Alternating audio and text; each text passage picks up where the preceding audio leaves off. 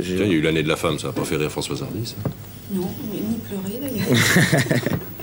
Bien, avec vous, on va passer 50 minutes. Vous interviendrez bien sûr sur l'actualité. Comme disait Françoise Hardy tout à l'heure, on ne veut pas être privé de ça.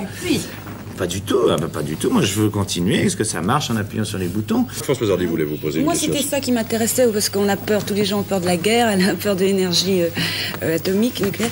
Et moi, j'ai peur des cataclysmes. J'ai souvent entendu dire que nous allions au-devant d'années difficiles à ce point de vue, c'est-à-dire tant au... Cataclysme naturel? Naturel, oui. Tremblement de terre...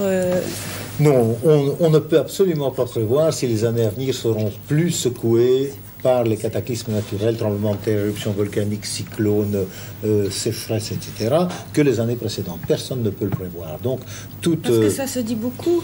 On dit depuis longtemps que, par exemple, la Californie est très menacée. Mais oui, mais j'en arrive. J'y étais la semaine dernière. Oui. J'en arrive tout droit, je suis encore tout décalé d'ailleurs.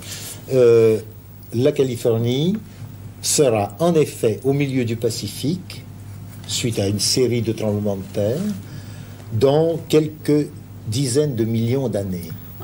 Ça nous laisse le temps.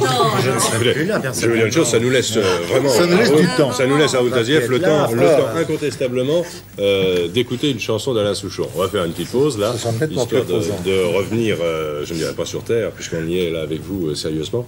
Une chanson sur Michel Jonas, c'est quand même intéressant là, Souchon. C'est-à-dire que c'est une chanson qui s'appelle Jonas, parce que c'est un garçon que j'aime beaucoup, c'est un ami.